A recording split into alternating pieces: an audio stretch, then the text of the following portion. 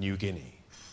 What it doesn't do is to explain why one end of Eurasia then got so much richer than the other end after about 1500.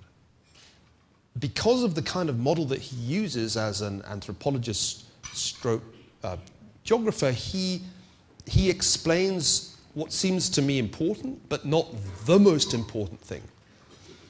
And I think even he would acknowledge that. In an essay which I cite in the book that he subsequently published, he argued that the key to Western predominance over Asia was competition. And that first killer app that makes my first chapter was inspired by that essay of Diamond's, which I acknowledge in the book. So I think Guns, Germs and Steel answers a question about ancient history and even about prehistory. But what it can't do is explain modern history, everything after 1500. He only really did that in that later essay. And even that, of course, isn't a sufficient explanation. Competition alone can't really explain this, because competition between multiple states isn't always good. If it was always good, then the Balkans would be a really rich part of the world. And that's why, once I had made that mental leap and I'd thought, well, that's really persuasive, but it's not completely persuasive, that was really what started me off on the argument of this book. So in some ways, the book is a conversation. It's part of a conversation between me and Diamond, and more generally, between those of us who believe that institutions matter and those of us, or those of them, who think that it's resource endowments, it's geography, or the weather, or the incidence of disease. By the way, if there are any New York Times readers here, you may have noticed Tom Friedman giving a big shout-out to another book that takes the institutional line, just published by my good friend Jim Robinson and Darren Acemoglu, which I think is Why Nations Fail.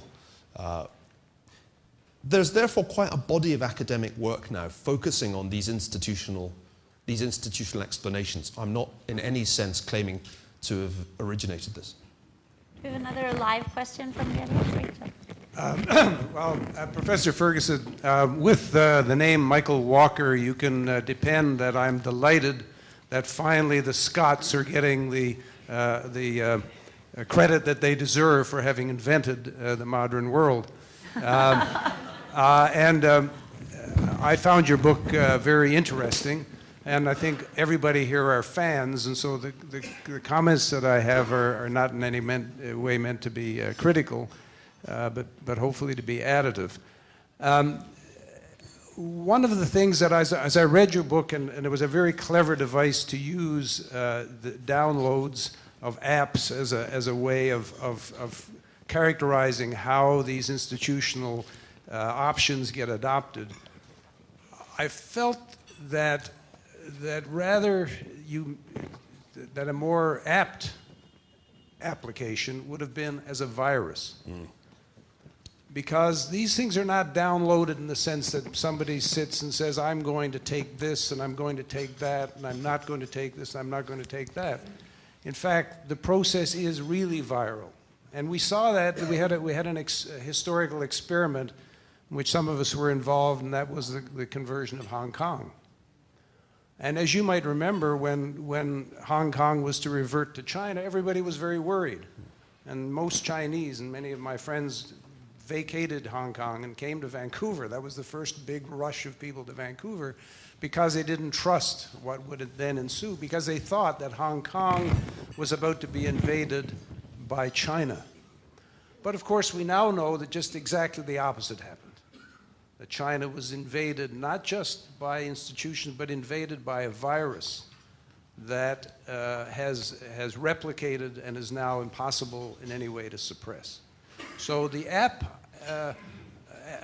analogy fails because it's too mechanistic, and it is not instructive enough about the way in which this inveigles into every aspect and every pore and every avenue of the society.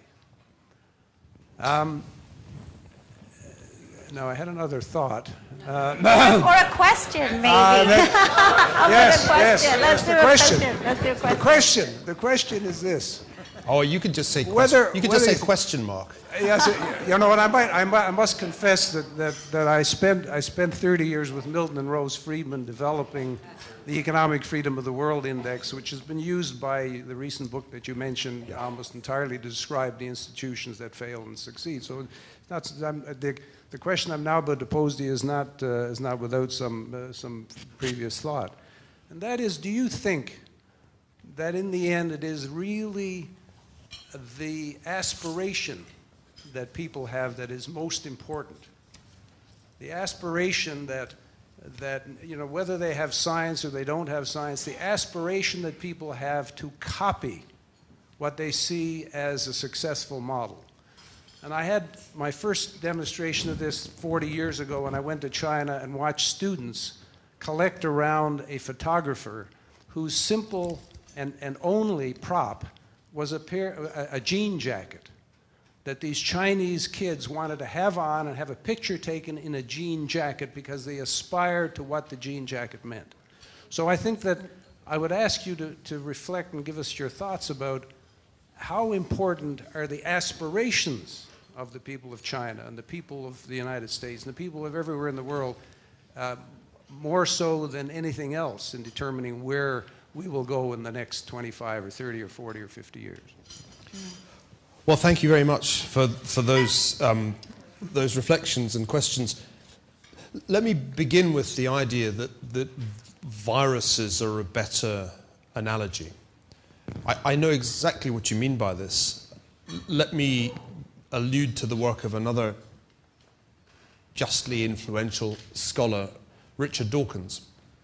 In The Selfish Gene, Dawkins threw out, which is another book everyone should read, threw out the idea that there might be in the realm of ideas memes which would have the same, by analogy, characteristic as genes in that they would replicate and have a design to replicate themselves, but could also mutate in the process of replication.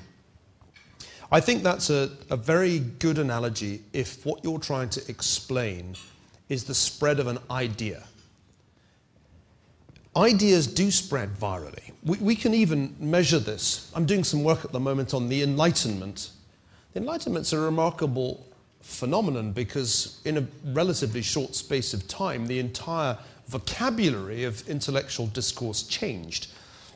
We can track this by looking at the frequency with which some words were used. If you track liberty, for example, or rights of man as a phrase, using Google's very powerful technology, you can see how the word liberty went viral in the mid-18th century. You can also do the same for words like terror, which you won't be surprised to hear went viral after about 1792. The story, therefore, is that words or concepts or ideas can indeed spread in a viral way. They can be transmitted from person to person, some more contagious than others. But I don't think that that's the right analogy if one's talking about institutions. The notion of a legal order based on private property rights, upheld by a constitutional framework within which there is a representative institution, is not the kind of thing that spreads virally. It's too complicated for that. It needs conscious replication. My colleague at Harvard, David Armitage, has a nice book on how the terminology of the Declaration of Independence spread because it was literally copied by those seeking national independence in what we used to call the Third World, the most famous example being Ho Chi Minh. I think institutions, constitutions, complex organizational documents that are supposed to bind people over generations don't spread in the same way as simple concepts. They need to be downloaded and installed. It is a difficult process to introduce a constitution to a country that is modeled on the constitution of another country. And by the way, it doesn't always work. So I think there's a need for us to use both these different analogies to understand how the historical process works. In some ways, we're talking about network effects. Those of you who are interested in technology will know exactly what I mean. I'm not just talking here about Facebook. I'm talking about the kind of networks that exist to transmit ideas or to transmit institutions. But I think there's a key difference here, which has to do with the complexity of the thing itself. A way of organizing society that is consistent over generations is more than just a word. It's more complex even than a YouTube video. It's a how-to-do-it manual. That's what the constitutions and laws of a society are. What we see in the history of, say, the British Empire is, among other things, the systematic spread of a legal system to very far-flung places. The legacy of that spread of the common law continues to be felt today, continues, according to some research, to distinguish some economies from those that didn't have that legal system. I don't think that's viral. That was conscious downloading of an institutional framework by imperial administrators who knew exactly what they were doing. So, there was another question. No. Oh, okay, we've got another question back there. Does aspiration matter? Sure.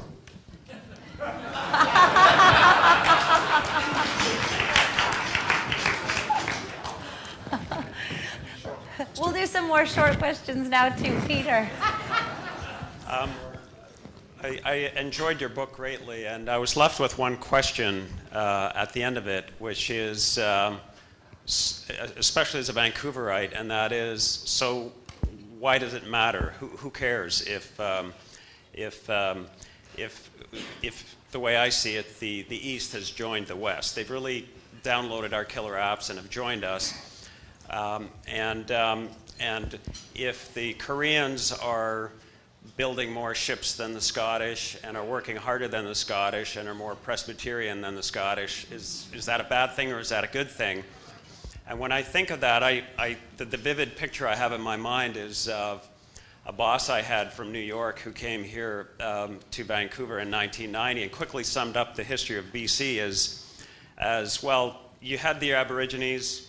They lived along the First Nations lived along the shores. They had a great life.